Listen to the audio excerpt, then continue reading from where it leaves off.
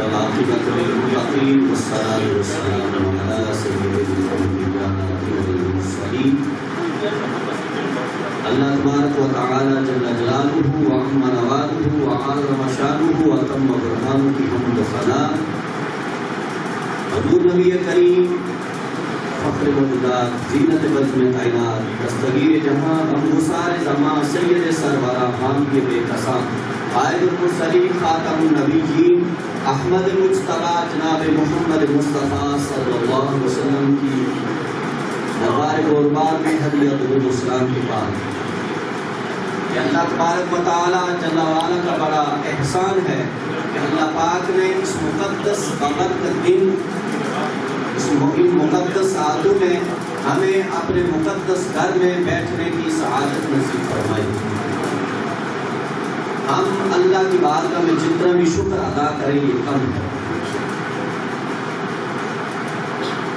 آج ہر بندہ پریشان ہے، کسی نہ کسی بیماری میں مبتلا ہے، پریشانی میں مبتلا ہے۔ حضور غوث اعظم رضی اللہ عنہ کی بارگاہ میں سائل آیا، اس نے سوال کیا کہ حضور میں بڑا پریشان ہوں، معاشیات میرے ٹھیک نہیں ہے، غریب ہوں، تو مجھے کوئی ایسا وظیفہ بتائیں، کوئی تعویذ دیں تاکہ میرے یہ حالات ٹھیک ہو جائے۔ حضور غوث اعظم رضی اللہ عنہ نے اس سائل کو ارشاد فرمایا کہ آپ جائیں اپنے دروازے کے سامنے پردہ لٹکا دیں۔ وہ سائل چلا گیا، انہوں نے اسی طرح کیا، وقت گزرتا گیا، کچھ عرصے کے بعد ان کے حالات ٹھیک ہونا شروع ہو گئے۔ آہستہ آہستہ جب حالات ٹھیک ہو گئے تو پھر وہ حضور غوث اعظم رضی اللہ عنہ کی بارگاہ میں حاضر ہوئے، عرض کی کہ آپ اتنے بڑے پیر ہیں، نہ تو آپ نے کوئی تعویذ دیا ہے، نہ کوئی اتنا بڑا وظیفہ بتایا ہے، تو حضور ارشاد فرمائیں کہ اس میں حکمت کیا ہے۔ حضور غوث اعظم رضی اللہ عنہ نے ارشاد فرمایا کہ آپ کے دروازے کے سامنے، گھر کے سامنے راستہ ہے، سڑک ہے، وہاں سے بندے گزرتے ہیں، بے نمازی کی ناؤست کی وجہ سے آپ کے گھر برکتی ہے، حالات ٹھیک نہیں ہے۔ تو آج ہمیں سوچنا چاہیے، اپنی گریبان میں جھونکنا چاہیے کہ بندہ باہر سے گزرے بے نمازی تو اندر ناؤست آتی ہے۔ جس گھر میں بے نمازی رہتے ہیں ہمیں کوشش کرنی چاہیے، خود بھی نماز پنجگانہ کی پابندی کرنی چاہیے اور اپنے بچوں کو بھی نماز کی تلقین کرنی چاہیے، ان کو عادت ڈالنی چاہیے۔ یہ ہمارے لیے اس دنیا میں بھی اور آخرت میں بھی یہ نجات کا سبب بنے گا۔ تو ہمیں کوشش کرنی چاہیے کہ اپنے بچوں کو دین کی تعلیم دیں، ان کو دین سکھائیں تاکہ ہماری آخرت بہتر ہو۔ ایک حوالہ اس مسجد کے حوالے سے کہ حضور نبی کریم رؤوف رحیم صلی اللہ علیہ وسلم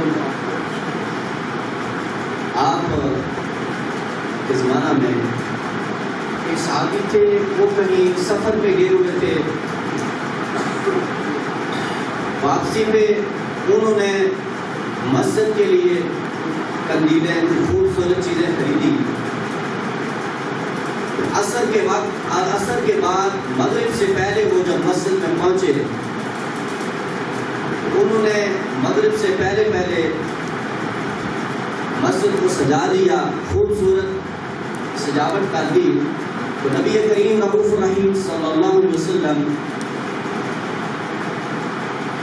شریف لائے، مسجد کو خوبصورت دیکھا تو آپ نے ان کو دعا دی۔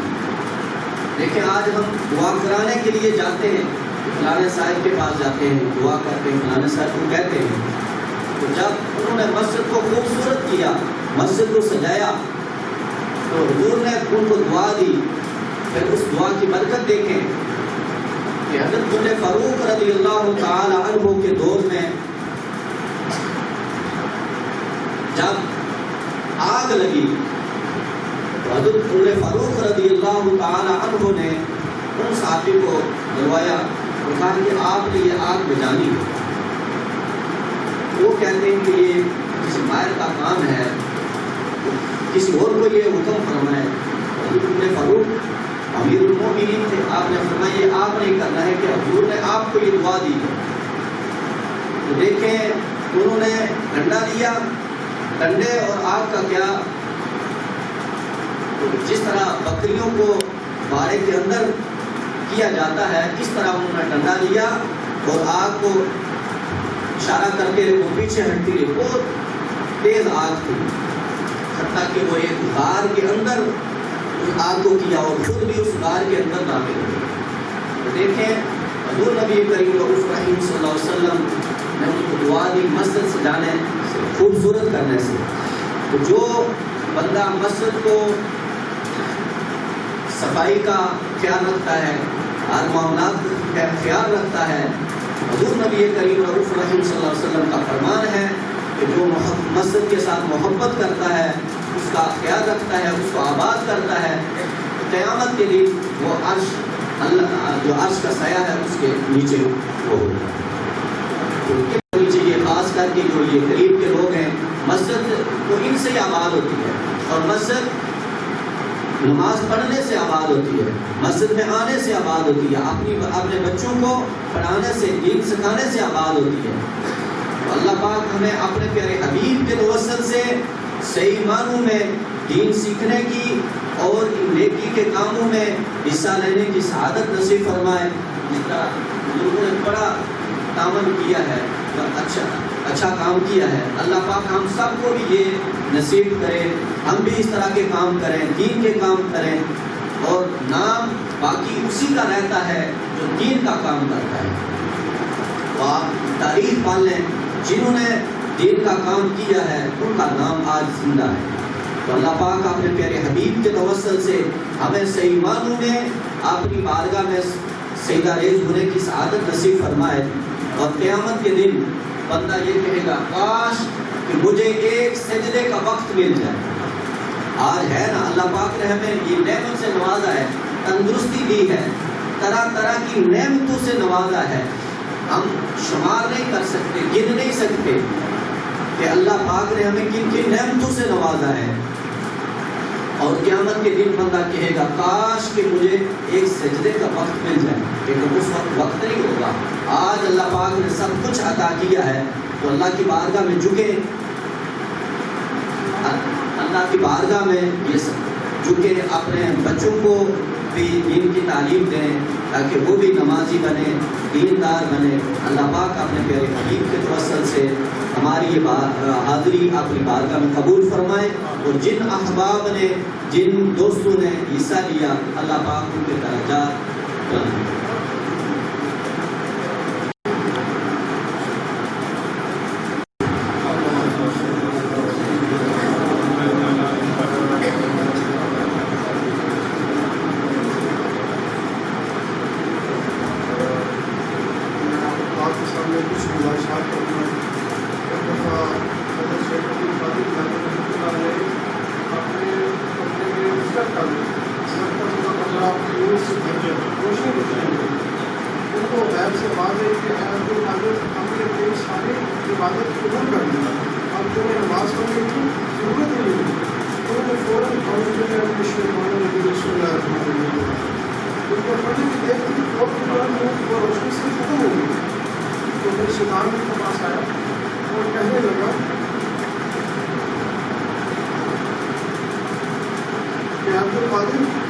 تمہارے علم نے آج مجھ سے بچا لیا. تو میں نے آگے سے کہا میرے علم نے نہیں بچایا مجھے، میرے اللہ نے بچایا. اللہ پاک نے بچایا. اللہ پاک صاحب کو ماشاء اللہ بہت ہمت تفریق دے. اللہ پاک ہم سب کو نصیب فرمائے. اللہ پاک کو فرمائے. اور ہم سب کے یہاں پہ اکٹھے ہو کے اللہ کی عبادت کرنے کی نصیب فرمائے. تو ابھی ماشاء اللہ جب تک دیکھیں سانس ہے اس وقت تک ہمارے پاس سانس ہے. جب تک سانس ختم پھر کیا یہ ہم سب بس یہ کیا ایک زراعت کا مشہور ہو جاتا ہے. تو ہمیں کیا آخری سانس تک اللہ کے سامنے اللہ پاک کے سامنے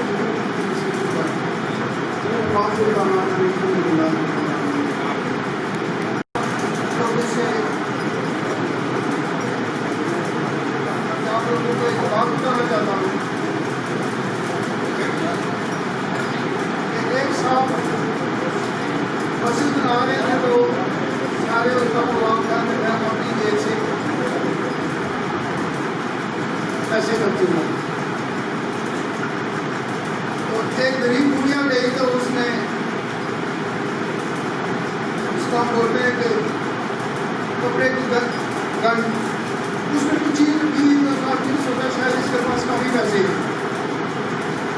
وہ کہنے لگی کہ جناب میں کچھ بچت میں حصہ ڈالنے جا رہی ہوں.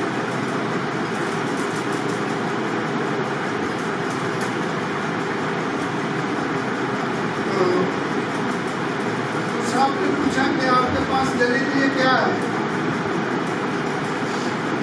جب اس نے کپڑا کھولا تو اس کے اندر ایک اینٹ تھی. اس نے کہا جی میرے پاس صرف یہ ہے, میں نے یہ اینٹ دے دی ہے. اور صاحب کہنے لگے دیکھو میں اتنے خرچ کر رہا ہوں تو مجھے ایک اینٹ دے رہی ہے, کہ اینٹ میں یہاں پہ نہیں لگاؤں گا. اور کر کے نہیں رات کو آئے تو اس نے یہ کیا کہ اس نے تقریب کے ساتھ رکھا. کوئی مسجد میں سوال ہو گئی کیا اللہ کی وہ صاحب بہت ہو گئے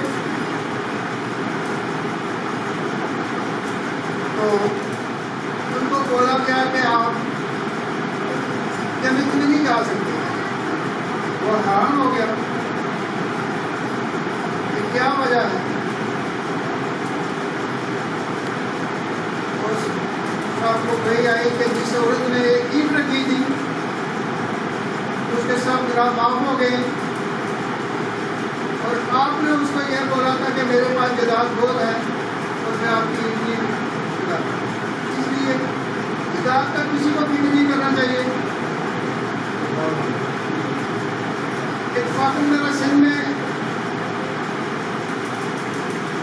جانے کا اتفاق ہوا. وہاں پر بہت بڑے بڑے بڈیرے ہیں. ایک بڈیرے نے مسجد بنا رہا تھا تو میرے ساتھ جو آدمی گیا ڈرائیور مجھے نہیں پتا تھا, تو میں مسجد میں پیسے دینے کے پروگرام میں آیا. تو پہلے تو ریٹائر میجر صاحب کہنے لگے پیسے نہیں لیں گے, تو وہ ڈرائیور مجھے کہنے لگا کہ سر یہ تو بات کرو کہ یہ لوگ غلط آتے تھے, آپ نے مسجد کی بات کی. میں نے بولا کہ اللہ کے نام پہ آپ جانا چاہیں دیکھ کوئی آپ کو ذرا نہیں کاٹے گا. اس نے نہیں دیا, اس میں ٹریفک چھوٹ گئی. اس لیے تھوڑا ہو زیادہ ہو اپنے طرف سے ضرور اللہ کے نام دے, اور اللہ تعالیٰ اس میں ضرور کرے.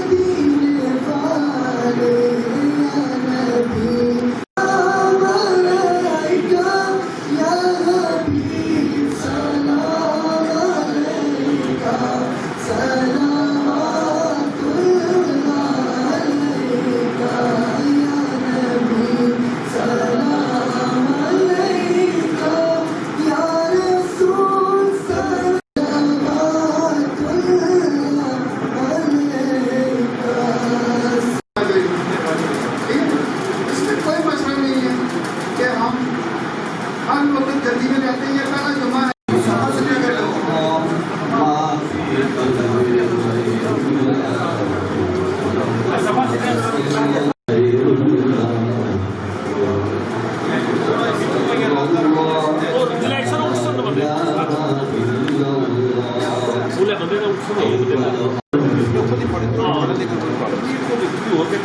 हमेशा के लिए सब आ रहा है आप सब की मेहरबानी करके खड़े होकर इस्तेमाल करें आप मेहरबानी फरमाया महबूबा रब फरमाया महबूबा ज़माने सारे तेरे ने रब फरमाया महबूबा ज़माने सारे तेरे ने ओ अर्शी भी ओ फरशी भी ओ अर्शी भी ओ फरशी भी दीवाने सारे तेरे ने ओ अर्शी على كل من هو مهين من الليل صلوات ترقى وتكون من عمر المسلمين أشهد أن لا إله إلا الله وحده لا شريك له وأشهد أن سيدنا محمدا وعلى آله وصحبه وبارك وسلم أما بعد يا أيها المؤمنون إننا نرجو الله تعالى يوصيكم بتقوى الله عز وجل في السر والإعلان إن التقوى سنة مصدر الإيمان واذكروا الله عند كل شيء وعلم واعلموا أن الله بما تفعلون بصير وأن الله ليس بغافل عما تعملون فإننا رسولنا حي الأنبار وزين قلوبكم بإمتحان المبين وعلى آله وصحبه التسليم إن الحب هو الإيمان كله ولا الإيمان لمن لا محبة له ولا الإيمان لمن لا محبة له ولا الإيمان لمن لا محبة له سبحانه الله تعالى وإياكم حب حبيبه هذا النبي الكريم وعلى آله أكرم الصلاة والتسليم كما يحب ربنا ويرضى ومن يعمل مثقال ذرة خير يره ومن يعمل مثقال ذرة شر يره بارك الله لنا ولكم في القرآن العظيم ونفعنا وإياكم بالآيات والذكر الحكيم إنه تعالى ملك كريم جواد بر رؤوف رحيم أقول قولي هذا وأستغفر لي ولكم ولسائر المؤمنين والمؤمنات إنه هو الغفور الرحيم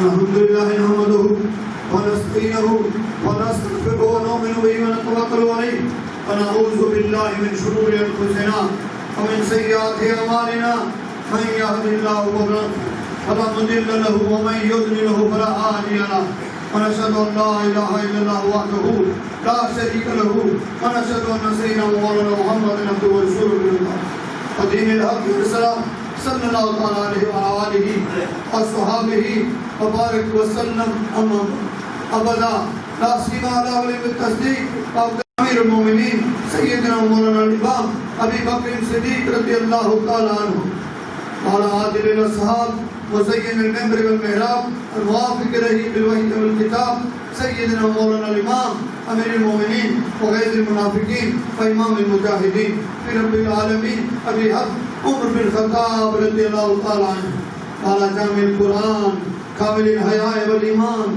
سیدنا مولانا الامام امیر المومنین وامام المتصدقین لرب العالمین ابی عمر وعثمان بن عفان رضی اللہ تعالیٰ عنہ وعلى اسد اللہ الغالب امام المشارق والمغارب سیدنا مولانا الامام امیر المومنین وامام الواصلین الى رب العالمین ابی الحسن علی ابن ابی طالب کرم اللہ تعالیٰ وجہ الکریم اللہ ابن الکریمین سیدین شہیدین قمرین منیرین ظاہرین طیبین طاہرین سیدنا ابی محمد الحسن ابی عبداللہ الحسین علامہ سیدت النساء البتول الزہراء فرزند قبل خیر الانبیاء صلوات اللہ تعالیٰ علیہ وابنیہ والا ام الشریفین متحرین من الادناس سیدنا ابی عمارت حمزہ ابی الفضل العباس على سائر فرق الامصار والمهاجرات علينا معهم يا اهل التقوى واهل المغفرة اللهم نصر ونصر دينا